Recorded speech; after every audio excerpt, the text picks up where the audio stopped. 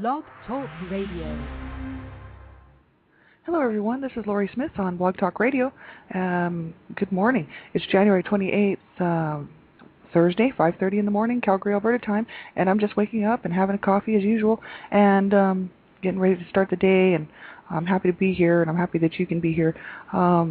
We're going to continue on with our topic this morning of adult survivors of childhood sexual abuse, and we've been covering this in the mornings for about 2 weeks now, and it's such a short show because I have to get ready for work today, so I can't be on very long in the morning. But we're just covering the child sexual abuse because it is so important. There's so many people who have survived and suffered through with childhood sexual abuse, and I'm one of them. And so I really think it's important to talk about it. Nobody wants to talk about it, and who can blame them? But the thing is that really prevention and awareness. Silence is really the problem with prevention and awareness. We really have to be educated on the issues surrounding childhood sexual abuse. The whole world needs to become educated about it if we're ever going to make any real difference and actually stop child sexual abuse and stop child abuse, period. All abuse hurts, and whether it's physical, verbal, emotional, psychological, sexual, it doesn't matter. It all hurts, and it's all kind of tied in all together, and it's very, very sad. And my heart is with you if you're listening to this and you are a victim and a survivor of any kind of abuse. My heart is with you, and I just want you to just hang in there and get some support. Reach out to people around you. And this is one child abuse survivor to another, and we're on for about another 13 minutes or so. I just wanted to do a quick housekeeping thing here. None of my shows are professional. I'm not a qualified professional counselor or legal representative, and I have no professional certificates, just so everybody knows. The opinions expressed on my show when not reading from written material are my own, and I cannot guarantee the quality or correctness of other websites that I use or refer to because I'm not in control of them, right? And do not listen to the show if you are believing it to be a professional show. I want everybody to be on the same page, and it's not a professional counseling or therapy session, and if you are under the age of 18, I would hope that you would have someone in your family or someone in your life who cares enough about you to make sure that this show is something that you should be listening to. Because you want to have some consent from a parental guardian or caregiver. This is a show for everyone, but all the topics include abuse, and so I really think that just because of the sensitivity of the subject and the sensitivity of the issues surrounding abuse, I really want people who are underage to make sure that they talk to somebody before listening to this show. If you don't have anybody in your life, maybe you could ask a school counselor to take a look at it. Maybe a family violence community program in your town where you live or your city might be able to listen in and see if this is something you should be listening to, because I care about people, and there's so many people doing really bad things to people out there, and that's not what this show is about. This is an education and awareness prevention blogtalkradio.com show that I just do because I care about people, and I have to pay for it to do it. So I care about people so much, and I want people to realize they're not alone, and that's why I'm doing this show. So please do not listen to the show if you are sensitive to any of the material. I will always provide what we're talking about ahead of time so that you have the option to change the channel. So it's at your discretion. Listen at your own discretion, please. And I'll always mention the title and the topic, and so you can just turn it right off or change it to something else, to listen to something else. And I appreciate that very much. I also appreciate all the support that I'm getting. And as a survivor of child abuse and child sexual abuse, I just never reached out, except for to close friends. I never got any professional care, never got any professional help. Still today, most people that know me are pretty much unable to be supportive towards me. So it's unfortunate, but I have found a huge support and a resource group on Facebook. I have my whole community is almost all people who support me, and I just thank you all so very much. You know who you are. We'll get right on to with today's topic here. This is so important. Yesterday we were looking at an article. I found this article. It's called Common Symptoms in Adult Survivors of Childhood Sexual Abuse. And this article is on healthyplace.com. You can go there yourself. Now, the website was brought to my attention. There was something on there that was kind of weird. It's a cartoon figure, and I didn't, I don't necessarily condone what everyone puts on every single website, but I think the the article was just good, right? So that's why I'm just going through the article. I can't guarantee that everyone's going to enjoy or want to even look at certain websites, right? So that's your discretion. Please, make sure that you use your own discretion when you're looking at that stuff, right? The article was good, I thought. It's common symptoms in adult survivors of childhood sexual abuse. You can go there by just going to www.healthyplace.com. And this article was from Sunday, December 20th, 2009. So it's not all that old. And I just wanted to kind of run through it. Yesterday we were looking at physical symptoms of childhood sexual abuse, and we also talked about psychological and behavioral symptoms of childhood sexual abuse. And these included, for instance, the psychological and behavioral symptoms of childhood sexual abuses.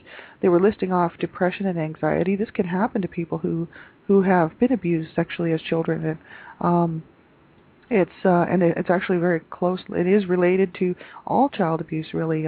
Depression and anxiety, post-traumatic stress disorder symptoms, dissociative states, repeated self-injury, suicide attempts, lying, stealing, truancy, running away, poor contraceptive practices, compulsive sexual behaviors, sexual dysfunctions, eating disorders. These are things that can occur, right? They don't always. I know I've heard lots of people, therapists and different people that I've seen on the web talking about it. They said a lot of times you won't have all the symptoms that are normally associated with childhood abuse of any kind, but some of them, right? And so, when I take a look at a list like this, I can see usually quite a few things on there that kind of relate to me and my behavior and the way I've felt for so many, many years. I have done a whole lot of healing over the last few years, but I know what I was feeling at the time, and over the years, just suffering through with a lot of depression and anxiety and PTSD, and I didn't ever try to kill myself, but the actual thoughts were there, and so that I could do it, right? So that's what I want to make sure that you're not alone, and that to me just it sort of changed everything when I started seeing that I wasn't alone, and that there are people. As long as I keep reaching out, there's people that can help me, and as long as you keep reaching out, there's people that can help you. That's the important thing, right? It says here, intolerance of or constant search for intimacy and expectation of early death, and I think that's weird. Expectation of early death. I actually never thought I'd live to see 30. A lot of people said that I would probably never live to see 20 or 30. And 30 years of age. And when I hit 30, I was just like, wow. When I hit 31, I was like, I made it, yes. But I had a long, hard road to really try to just have a good life. And that's why I'm just here to say, one person to another, yeah, it's hard, and I know how hard it is. And so that's why I want to do this show. And I really think that anyone can and should get professional help, and reach out to people around you, and don't suffer in silence. It's just so unfortunate when people just keep suffering in silence. Silence is the real problem, I think. And as soon as I started talking about it and really coming forward and making my story public, it was a relief, and a weight came off of me, and it was kind of like a freedom, right? Because I had been holding all of this in for so long, and only some real close friends knew about it, and most of them are, well, actually a lot of them are gone now, and some of them I don't even know where they're at. And so it's very sad. I don't have, there's no link to that pain. And when I came forward to it, came forward out to the public eye with my story, it was a bit of a freedom for me. So that's what I just want people to know, that if you reach out and get some real support from professional people, and get into some good healing, and therapy, and kind of workshops and stuff. I've seen some great workshops. Michelle Rosenthal has a workshop on her website. She is the founder of Heal My PTSD, and she was on my show one time, and she's awesome. And she has a workshop on her website, and there's just lots of them out there. You can kind of do a self-analyzation, and then you can go and maybe get some real professional help. I always suggest that. So we'll just keep on here. After effects of child sexual abuse in adults. Although there is no single syndrome that is universally present in adult survivors of childhood sexual abuse. There is an extensive body of research that documents adverse short and long-term effects of such abuse. To appropriately treat and manage survivors of CSA, child sexual abuse, it is useful to understand that survivors' symptoms or behavioral symptoms resulting from childhood sexual abuse often represent coping strategies employed in response to abnormal traumatic events. And I'll just keep reading here. These coping mechanisms are used for protection during the abuse or later to guard against feelings of overwhelming helplessness and terror. Although some of these coping strategies may eventually lead to health problems, if symptoms are evaluated outside their original context, survivors may be misdiagnosed or mislabeled. So I guess this can happen, right? In addition to the psychological distress that may increase the effect of survivors' symptoms, there is an evidence that abuse may result in biophysical changes. For example, one study found out that after controlling for history of psychiatric disturbance, adult survivors had lowered thresholds for pain. It also has been suggested that chronic or traumatic stimulation heightens sensitivity, resulting in persistent pain, such as abdominal and pelvic pain and other pain symptoms in the body, right? So it all kind of brings about a change in the body, right? Although responses to sexual abuse vary, there is remarkable consistency in mental health symptoms, especially depression and anxiety. These mental health symptoms may be found alone or more often in tandem with physical and behavioral symptoms. More extreme symptoms are associated with abuse at an early age, extended or frequent abuse, incest by a parent, or use of force. Responses may be mitigated by such factors as inherent resiliency or supportive responses from individuals who are important to the victim. Even without a therapeutic intervention, some survivors maintain the outward appearance of being unaffected by their abuse. Most, however, experience pervasive and deleterious consequences. So it says the primary after effects of childhood sexual abuse have been divided into 7 distinct but overlapping categories, and I'll just read those. 1, emotional reactions. 2, symptoms of post-traumatic stress disorder, PTSD. 3, self-perceptions. 4, physical and biomedical effects. 5, sexual effects. 6, interpersonal effects. And 7, social functioning. So these are the 7, my nose is very stuffed. The 7 primary after effects of childhood sexual abuse: emotional reactions, symptoms of PTSD, self-perception, how you see yourself, physical and biomedical effects, sexual effects, interpersonal effects, and social functioning. It says responses can vary greatly within the 7 categories. Although survivors may fluctuate between being highly symptomatic and relatively symptom-free, this variability is completely normal. And I guess it just depends on the type of abuse, the amount of abuse a person suffered as a child, right? And because everyone is, it's just so sad, but has experienced, we're not all the same. So the experiences aren't all the same, and so everybody's in a different spot, right? But as long as we just stay with it and help each other out and support each other, find a group. I belong to a lot of groups. Tomorrow we're going to look at an article I have read before. It's called Re-Victimization of Adult Survivors by E. Diane Champay. It's off of you can look at it. It's at www.wearesurvivors.org.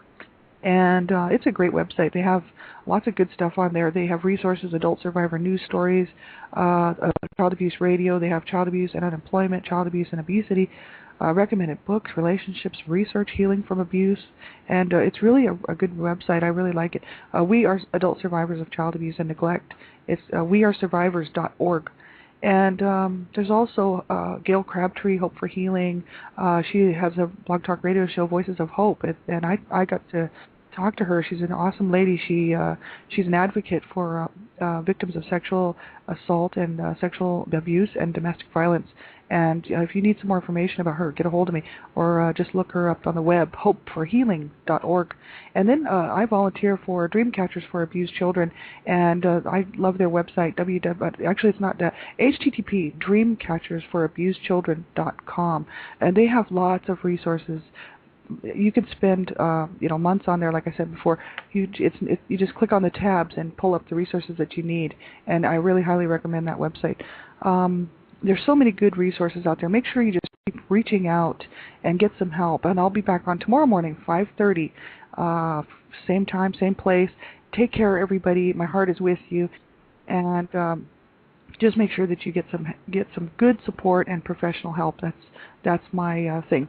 Well, have a great day, everyone. Take care.